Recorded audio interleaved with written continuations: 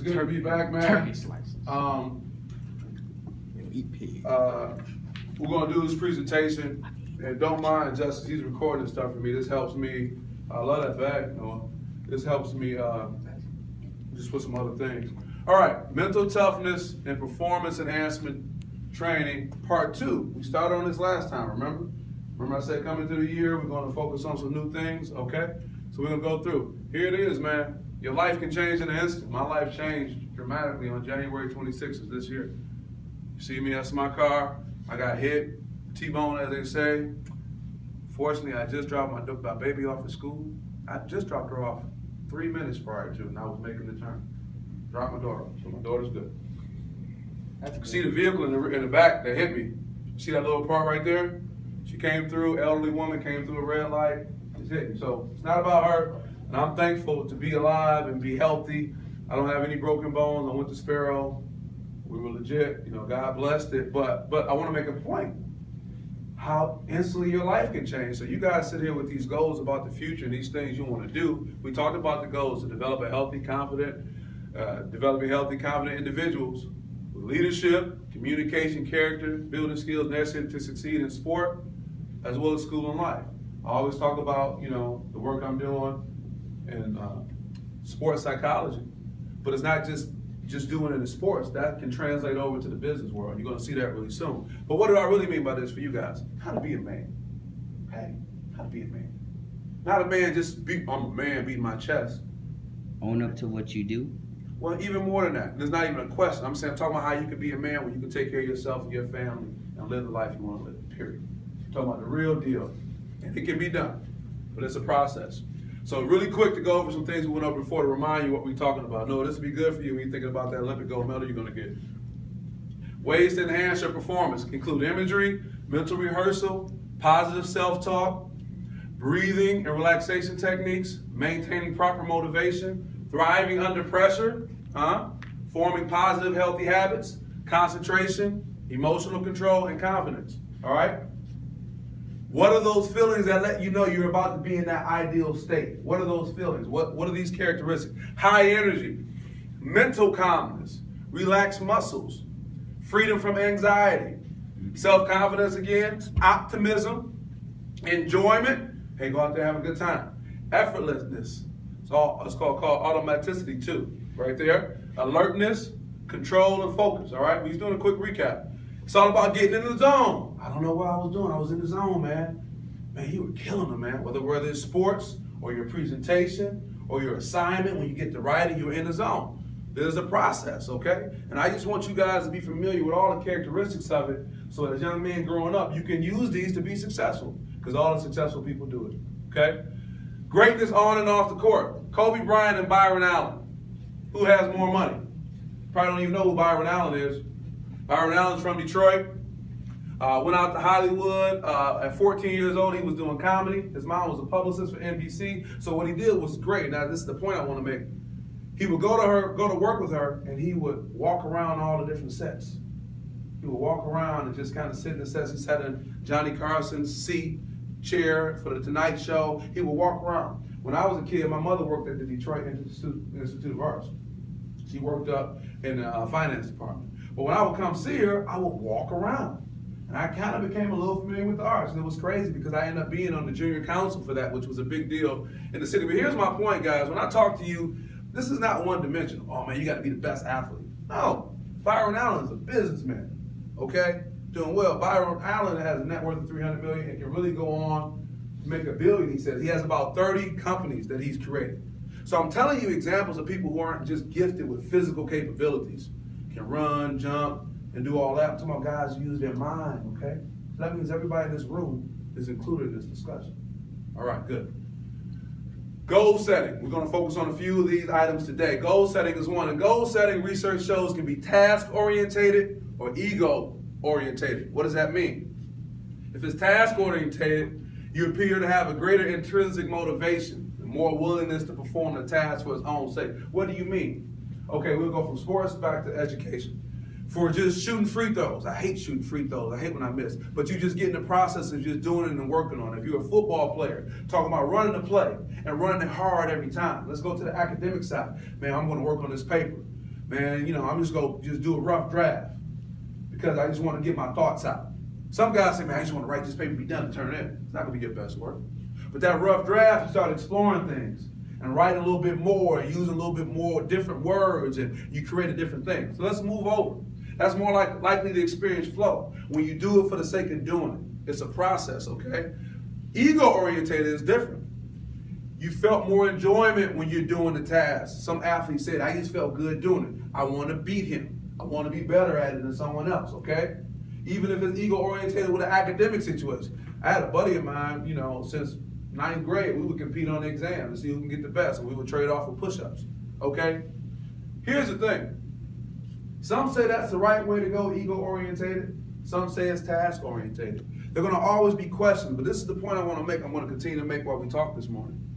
As young men, you have to always question, not necessarily who you are, but what are you about? What are you following? Okay? You can look on Twitter, you can look on Snapchat, you can look on Instagram, Facebook, et cetera, and see what's trending and say, that's how I get down. Or you can really continue to dig into the deep recesses of your own mind to find out who you're going to be as a man. You know why that's more important? Because when it comes down to something that happened in your life, you want to have some strong principles that you're standing on. Okay? You want to have a strong rationale of why. Because if you're going off social media, as far as why you believe a certain thing, that's going to blow in the wind. You won't stand on that. Which tree is going to stand up longer? The one that's been around with some deep, deep roots, or that little twig that popped up that looks like the Charlie Brown tree on Christmas? Easy answer, right? So you really want to know why. And it's a constant. I'm 40 years old in June. I'm still doing it. That allows me to be able to communicate that to you. But if you guys can get to do this now, it'll be a great thing. Self-talk is another one. Self-talk is defined as a dialogue in which athletes interpret feelings and perceptions, alter and regulate evaluations and convictions, and give themselves instructions and reinforcement. Perfect example I had. I got a guy who was working out. He's going to be heading back overseas to play basketball. And he was just getting back in the gym. He said, look, man, I'm just getting back. I want to get some shots up. Let's work on it. So obviously he was a little rusty compared to how he was. But I noticed of the different motivations that we went through, when we started exploring self-talk, it worked for him. When he started talking to himself, come on, man, hit that. And he's just talking right up under your breath, right? Self-talk. And what does it help? Skill acquisition. It'll help breaking a bad habit. It'll help initiating the action or sustaining the effort. Say you're nervous. Man, I don't want to make that phone call. Man, I got in trouble. I got to make this phone call. It might be an issue. Or I don't want to have to call my job to take off, but I know I have to. But that's when you say, all right, go ahead and do it. Okay? It's that it initiates some things that can go on. Okay? Coaches from around the world in various sports, they encourage self-talk, and they said it's been one of the most frequently used effective interventions. From around the world, self-talk really works. So when you see somebody over there getting in the zone, having a word or two with themselves, whether they're getting ready to perform athletically or do some other major event, he over there talking to himself. Like he's getting himself together. Gotta go with what works and what works for you. But again, more questions. They're saying, well, we don't know if this is really the best way or not. That self-talk can even lead into some other negative things, but it's up to you all to explore these things individually and what works for you. What works for him may not work for you. You may have some things that work, but how are you going to know unless you explore it, okay? Thought stopping is another one. This intervention was designed to reduce the frequency and duration of persistent thoughts by interrupting them and replacing them with pleasant thoughts. You can be thinking of something like, man, I don't want to do that. Oh, I don't even want to think about that. Whatever that negative thing may be. Well, thought stopping is a process where you actually tell yourself, no, I want to stop thinking like that. You can say stop, sub-vocally, which is under your breath. Stop. Don't even do it. Stop. Or snapping a rubber band. Think about that process. Think about if you were having some issues or some thoughts and you took a rubber band and popped it. What would that do? That would just kind of, create a different kind of force that may help you. Or when you snap your finger at someone, bring them out of it, right? Or think of a stop sign and put whatever in front of there you don't want to do. If you're training, you're saying, I'm not going to eat after 9. 9:30, 10 come, you're looking at that nice piece of cake. You got to say, stop, no cake. All right? Or I'm going to get some more studying done. I'm not going to go on social media. All right? Man, I just got to read one more chapter, and I'll be set. I'm just going to check. Stop. No Instagram. Okay? These are things you have to work on internally, okay? And these help people be successful. But of course, there are what? More questions about whether this works or not. It's an ongoing process, guys. Don't get comfortable in thinking that you're going to find a mentality you can be about all the time, 100%. If that was the case, people would go find what they need to find and be about it. But life is about different experiences at different times. Some things may work at different times, but you have to be enough of an individual where you can explore yourself to know what works for you. I know what things work for me. I know when people start, getting to me a certain kind of way, I know how I have to respond to that. Okay, I know what works for me. You have to know what works for you. Imagery is another one. What is imagery? It relates to your 5 senses. It's the author's way of making the story seem real. When appropriate imagery makes it appear as though you're in the story, experiencing what the character's experiencing. You ever been reading something and you kind of got lost in it? You felt like you were there. That's why they say books are better than movies. Now, I figured this out a long time ago. It's not necessarily that books are better than movies. Your brain is better than a movie. Your brain has more power to connect with all your senses than a movie does. You can go watch the movie for 2 hours, like, oh, that was good. But when you read the book, you have so much more depth you can add. So it's not necessarily that the book was written better. Your brain is a more powerful tool than a 2-dimensional movie. Your brain can make you feel a certain way. How is it you can read something and they get hungry? Like, oh man, and it was a delicious looking XYZ. The warm syrup on the pancakes.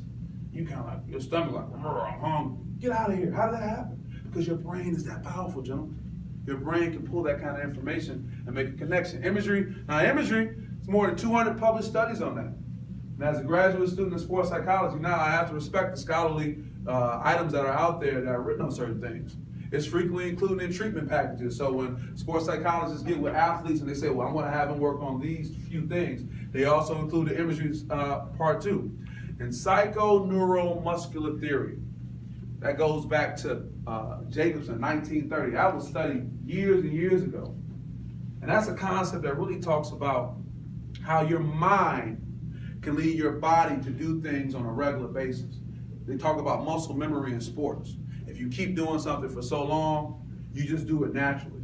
And that's the whole concept behind how, by thinking of something, and if you think of it deep enough in the right type of way, it can almost help you do that item, that thing, to perfection or to flow or something like that. Okay.